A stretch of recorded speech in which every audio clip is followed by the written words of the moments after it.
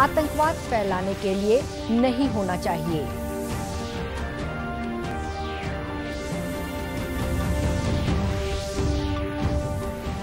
मन की बात कार्यक्रम में प्रधानमंत्री ने स्वच्छता अभियान और नदियों के संरक्षण के साथ ही स्थानीय उत्पादों को बढ़ावा देने पर दिया जोर।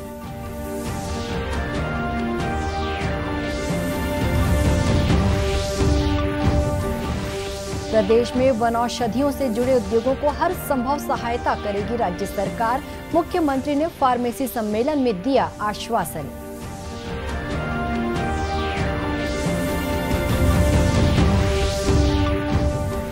और बच्चों में कुपोषण को दूर करने के लिए इन दिनों प्रदेश भर में चल रहा है पोषण माह।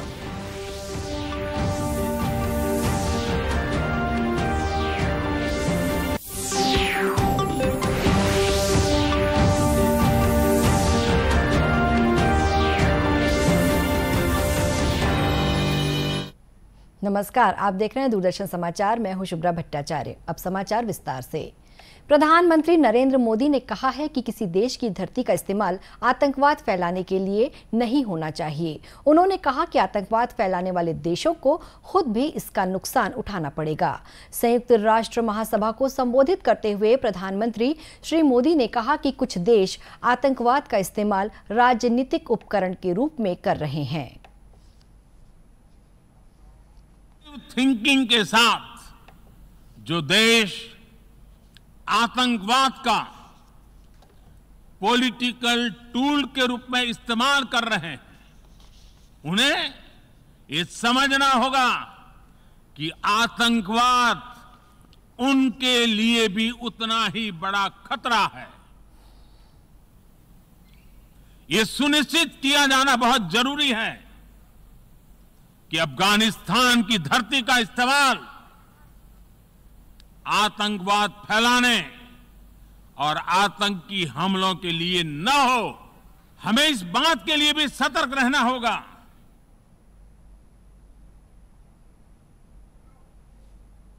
श्री मोदी ने कहा कि संयुक्त राष्ट्र को भी समय के साथ अपनी भूमिका में विस्तार करने की आवश्यकता है। उन्होंने कोरोना महामारी से बचाव के लिए भारत द्वारा दुनिया के विभिन्न देशों को वैक्सीन दिए जाने के प्रयासों के अलावा अंतर्राष्ट्रीय संबंध के अन्य विषयों पर भी चर्चा की। प्रधानमंत्री नरेंद्र मोदी ने देश में स्वच्छता अभियान को क्रांतिकारी पहल बताते हुए कहा है कि देश में नदियों की स्वच्छता पर भी विशेष ध्यान देने की आवश्यकता है। उन्होंने छोटे उद्योगों के माध्यम से स्थानीय उत्पादों को बढ़ावा देने की बात भी कही। आकाशवाणी से मन की बात कार्यक्रम में प्रधानमंत्री ने आज विश्व नदी दिवस के उपलक्ष्य में नदियों का महत्व बताते हुए कहा कि भारतीय परंपरा में नदियों का बहुत महत्व है। श्री मोदी ने कहा कि ऐसा माना जाता है कि नदियां अपना जल खुद नहीं पीती बल्कि परोपकार के लिए देती हैं। वन्ति नद्यः स्वयमेव नाम्भः, अर्थात नदियां अपना जल खुद नहीं पीती बल्कि परोपकार के लिए देती है। हमारे लिए नदियां एक भौतिक वस्तु नहीं है, हमारे लिए नदी एक जीवंत इकाई है। और तभी तो हम नदियों को मां कहते हैं।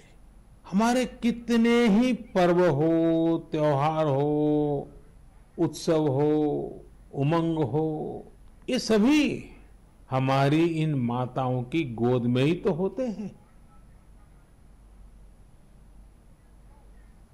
प्रधानमंत्री ने कहा कि देश के विकास में छोटे और मध्यम उद्योगों की बहुत अहम भूमिका है, इसलिए हमें छोटे उद्योगों द्वारा तैयार किए गए स्थानीय उत्पादों को खरीदने का ज्यादा से ज्यादा प्रयास करना चाहिए। श्री मोदी ने कहा कि जब हम स्थानीय उत्पादों को महत्व देंगे तो इससे अर्थव्यवस्था भी मजबूत होगी।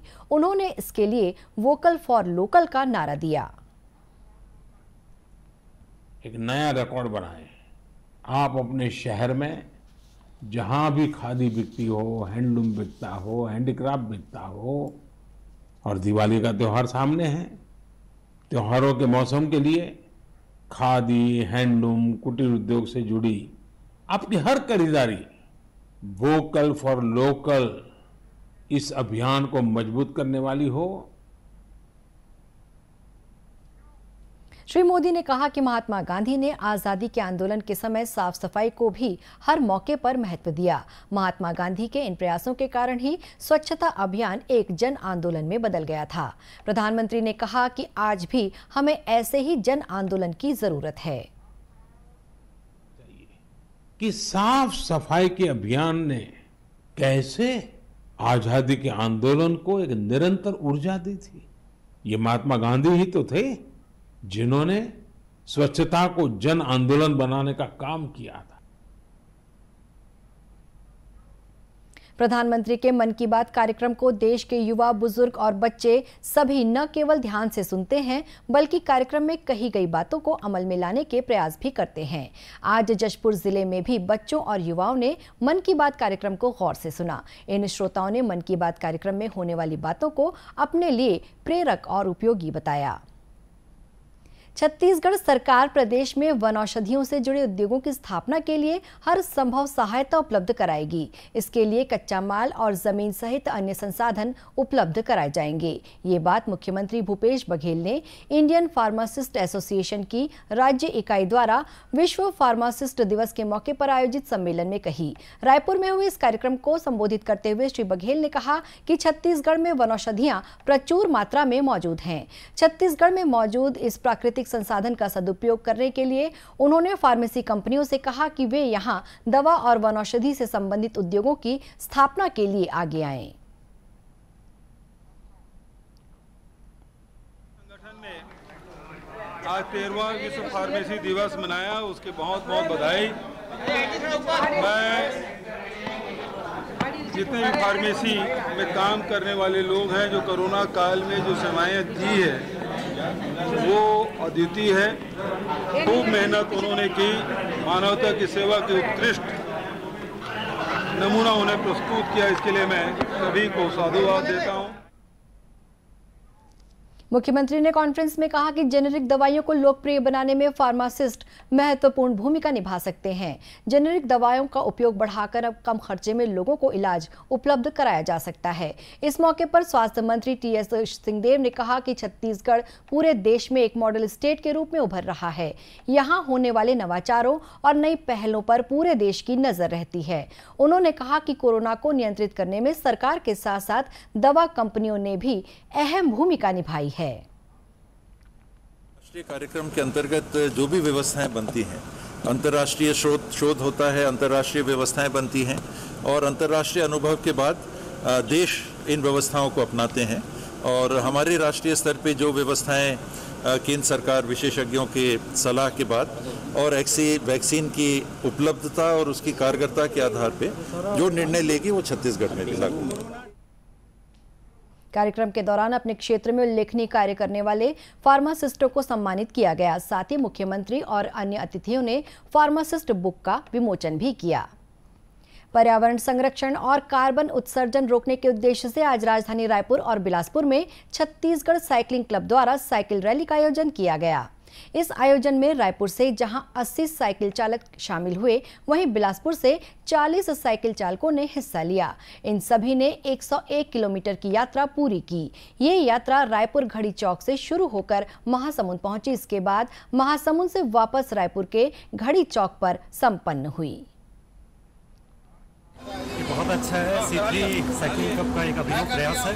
इन्होंने एक ऑर्गेनाइज किया है 101 किलोमीटर के, जिसमें हम लोग ने मजबूती से भाग ले रहे हैं। इन्होंने जो पर्यावरण संरक्षण और कम कार्बन उत्सर्जन का संदेश को लेकर जो आयोजित किया है, उसके साथ हम लोग हैं। इसके अलावा मोदी जी ने भी कहा है कि यदि आप फिट रहोगे तो इंडिया फिट रहेगा। उस संदेश को भी हम लोग जन जन तक पहुंचा रहे हैं। फिटनेस जो होता है कि अपने आप के लिए होता है। जब आप फिट रहोगे तो आपका परिवार फिट रहेगा और आपका परिवार फिट रहेगा तो समाज फिट रहेगा। इस रैली के माध्यम से सभी प्रतिभागियों ने लोगों को पर्यावरण को बचाने के लिए जागरूक किया। प्रदेश के शहरी और ग्रामीण क्षेत्रों के बच्चों में कुपोषण को दूर करने के लिए इन दिनों पोषण माह मनाया जा रहा है। इसके तहत कल बिलासपुर में विशेष पोषण शिविर का आयोजन किया गया। इस मौके पर बिलासपुर के सिम्स अस्पताल के साथ अन्य सामाजिक संस्थाओं ने बच्चों को पोषण सामग्री का वितरण किया। गौरतलब है कि केंद्र सरकार द्वारा बीते 1 सितंबर से 30 सितंबर तक पोषण का विशेष अभियान चलाया जा रहा है। इस संबंध में बिलासपुर की महिला और बाल विकास अधिकारी निशा मिश्रा ने बताया कि कार्यक्रम में में 50 बच्चों को पोषण सामग्री प्रदान की गई। और उसी पोषण माह के अंतर्गत आज यहाँ चांटीडीह में एक हम लोगों ने शिविर का आयोजन किया। इस शिविर में हम लोगों ने 50 बच्चों को पोषण किट भी वितरित हुआ है। इसके साथ ही साथ सिम्स के सहयोग से उन 50 बच्चों में से सैम बच्चों का चिन्हांकन भी किए, जिसमें 5 बच्चे सैम चिन्हांकित हुए हैं, मतलब वो गंभीर कुपोषित हैं, अति गंभीर कुपोषित हैं, उनको एनआरसी से लाभान्वित करेंगे। वहीं सिम्स अस्पताल के सहयोग से बच्चों की जांच के दौरान 5 बच्चों को अत्यधिक कुपोषित पाया गया। इन बच्चों के पालकों को कुपोषण दूर करने से संबंधित जानकारी दी गई। पोषण शिविर में अपनी सेवाएं देने वाली डॉक्टर शकुंतला जितपुरे ने कहा कि बच्चों और माताओं को कुपोषण से बचाने के लिए लगातार प्रयास करने की आवश्यकता है। पोषण को दूर कर सकेंगे तो बहुत सारी बीमारियों को दूर कर सकते हैं। जैसे कि अगर कुपोषित बच्चा होता है उसको डायरिया के चांसेस ज़्यादा होते हैं, उसको निमोनिया के चांसेस ज़्यादा होते हैं। तो हम ये सब बीमारी कुपोषण को दूर करके कर सकते हैं और स्वस्थ बच्चे को माँ भी स्वस्थ बच्चों को जन्म दे सकती है। ग्रामीण क्षेत्रों में बच्चों को कुपोषण से बचाने के लिए आंगनबाड़ी केंद्रों द्वारा पौष्टिक पूरक आहार दिए जा रहे हैं। इस संबंध में आंगनबाड़ी कार्यकर्ताओं और ग्रामीण महिलाओं ने बताया कि इस अभियान के अच्छे परिणाम सामने आ रहे हैं। कार्यक्रम में हम लोग कुपोषित बच्चों का वजन लेने का कार्यक्रम आयोजन किए हैं। इसके साथ साथ पोषण प्रदर्शनी भी लगाए हम लोग, और पूरा माह भर जो हम लोग कार्यक्रम किए थे उसमें हितग्राहियों को बुलाया गया है प्रदर्शनी दिखाने के लिए। साथ ही बच्चों का वजन ले रहे हैं, पोषण किट का वितरण कर रहे हैं। पोषण माह के अंतर्गत इसी तरह के आयोजन प्रदेश के अन्य जिलों में भी हो रहे हैं। आजादी के लिए भारत का शानदार संघर्ष आधुनिक विश्व के महानतम संघर्षों में से एक है। दूरदर्शन समाचार इतिहास की धारा बदलने वालों की झलक रोजाना आपके लिए लेकर आ रहा है। आज हम बात करेंगे स्वाधीनता सेनानी और महान समाज सुधारक ईश्वर चंद्र विद्यासागर के बारे में।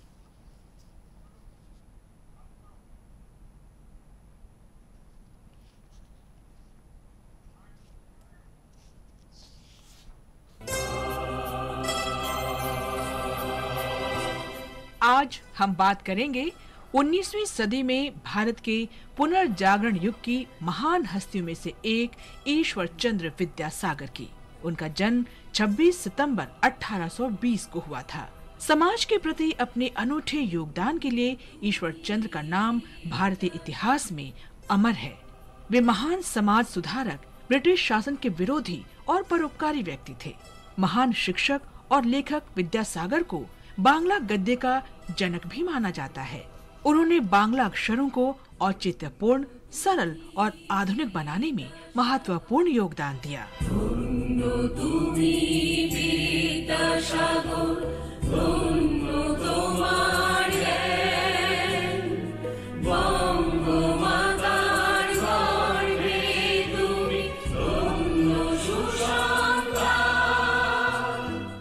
ईश्वर चंद्र का जन्म बीर सिंह गांव में हुआ था, जो अब मेदिनीपुर जिले में है। विद्यासागर बचपन से ही बहुत होनहार थे।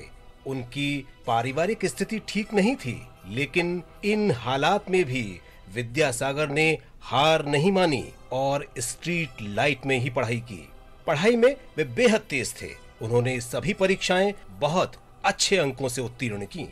1839 में ईश्वर चंद्र विद्यासागर ने कानून की परीक्षा संस्कृत के माध्यम से उत्तीर्ण की और कोलकाता के फोर्ट विलियम कॉलेज में संस्कृत के विभागाध्यक्ष बन गए। बाद में वे उसी कॉलेज में प्राचार्य भी रहे। उन्होंने संस्कृत और दर्शन शास्त्र के स्नातक विद्यार्थियों को इतनी उत्कृष्ट शिक्षा दी कि कॉलेज ने ईश्वर चंद्र को विद्यासागर की उपाधि प्रदान की।